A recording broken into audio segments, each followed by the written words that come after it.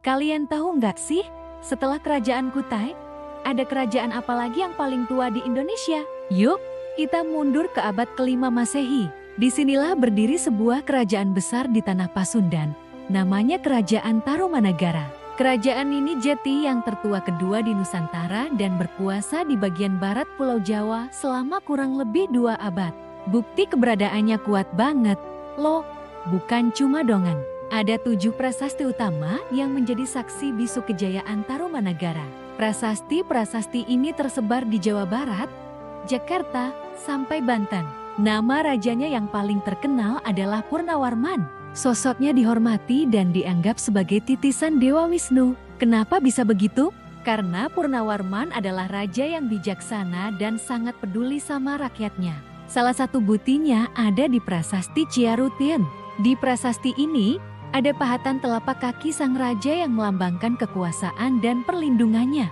Letaknya di dekat Bogor, ditemukan di aliran Sungai Ciarutin. Uniknya, di prasasti ini tertulis inilah sepasang telapak kaki yang mulia sang Purnawarman, raja di negeri Taruma, raja yang gagah berani di dunia. Keren banget, kan? Ini seolah-olah Purnawarman meninggalkan jejaknya untuk melindungi daerah itu selamanya. Selain prasasti Ciarutin, ada juga prasasti lain yang gak kalah menarik. Misalnya prasasti Kebon Kopi, atau sering juga disebut prasasti Tapak Gajah. Kenapa Tapak Gajah? Karena di prasasti ini, ada pahatan 2 telapak kaki gajah yang katanya adalah tunggangan Raja Purnawarman. Gajah bernama Erawata. Ini menunjukkan betapa kuat dan agungnya sang raja, sampai gajah perangnya pun diabadikan.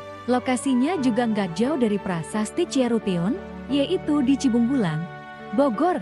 Sayangnya, tulisannya sudah mulai ius dimakan waktu. Jadi agak sulit dibaca sekarang. Nah, kalau kita geser sedikit ke Jakarta Utara, tepatnya di daerah Koja, ada prasasti yang paling lengkap ceritanya. Namanya Prasasti Tugu. Prasasti ini beda dari yang lain karena isinya paling detail. Menceritakan sebuah proyek raksasa yang diperintahkan oleh Raja Purnawarman. Pada tahun ke-22 pemerintahannya, Purnawarman memerintahkan penggalian 2 sungai, yaitu Sungai Candrabhaga dan Sungai Gomati. Sungai Gomati panjangnya sampai 12 km dan pembangunannya selesai hanya dalam 21 hari. Gila, kan? Proyek ini bukan buat gagah-gagahan, tapi buat mengatasi masalah rakyat. Sungai-sungai ini dibangun sebagai sistem irigasi dan untuk mencegah banjir yang sering melanda kerajaannya. Ini bukti nyata kalau Purnawarman adalah pemimpin yang visioner dan benar-benar memikirkan kesejahteraan rakyatnya. Dari Jakarta, kita pindah lagi ke Banten, tepatnya di Pandeglang. Di sini ada Prasasti Cidanghiang atau Prasasti Munjul. Prasasti ini ditemukan di tepi sungai Cidanghiang. Isinya adalah pujian setinggi langit untuk Raja Purnawarman. Di prasasti ini, Purnawarman disebut sebagai panji sekalian raja dan pemberi teladan keberanian, keagungan, dan kesetiaan kepada musuh-musuhnya. Ini menunjukkan betapa dihormatinya Purnawarman tidak hanya oleh rakyatnya, tapi mungkin juga oleh kerajaan-kerajaan lain di sekitarnya. Prasasti ini semakin mengukuhkan citra Purnawarman sebagai raja yang ideal. Kembali lagi ke daerah Bogor, ada lagi Prasasti Jambu atau Prasasti Pasir Kolengka. Prasasti ini juga punya pahatan telapak kaki, sama seperti di Ciarutin.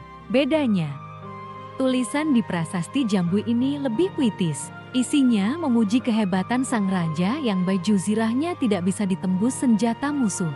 Raja Purnawarman digambarkan sebagai sosok pahlawan yang gagah perkasa, yang selalu melindungi rakyat dan menghancurkan kota-kota musuh. Prasasti ini seakan-akan menjadi monumen kemenangan dan keperkasaan Tarumanagara di bawah kepemimpinan Purnawarman.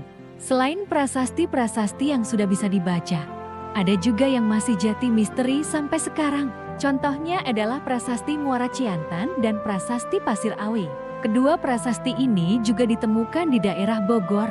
Uniknya, tulisan di kedua prasasti ini menggunakan aksara ikal atau huruf sangga, yang sampai sekarang para ahli belum berhasil menguraikan artinya. Di Prasasti Muara Ciantan, hanya ada gambar-gambar dan goresan yang belum bisa diinterpretasikan.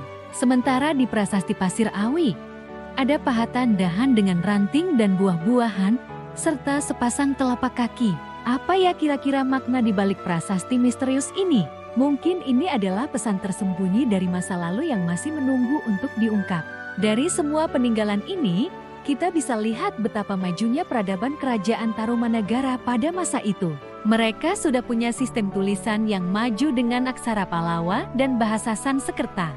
Mereka punya pemimpin yang hebat seperti Purnawarman, yang tidak hanya kuat dalam perang tapi juga peduli pada kesejahteraan rakyat dengan membangun infrastruktur penting seperti kanal.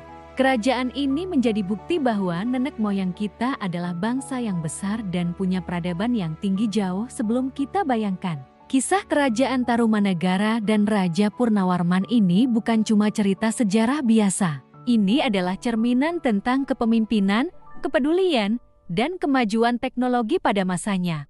Bayangkan, 1500 tahun yang lalu, di tanah Jawa Barat sudah ada kerajaan yang mampu melakukan proyek rekayasa sipil sebesar itu.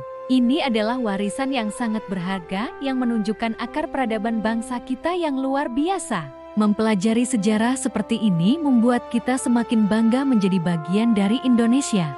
Jadi, itulah sekilas cerita tentang kerajaan Tarumanagara, sang penguasa Jawa bagian barat di masa lampau. Dari telapak kaki sang raja hingga proyek kanal raksasa, setiap peninggalannya menyimpan cerita yang luar biasa. Semoga informasi ini bermanfaat dan membuat kita semua jadi lebih cinta dengan sejarah bangsa sendiri. Jangan lupa untuk terus menggali kekayaan sejarah Nusantara yang tak ada habisnya. Terima kasih sudah menonton. Jangan lupa like, komen, dan subscribe ya. Sampai jumpa di video selanjutnya.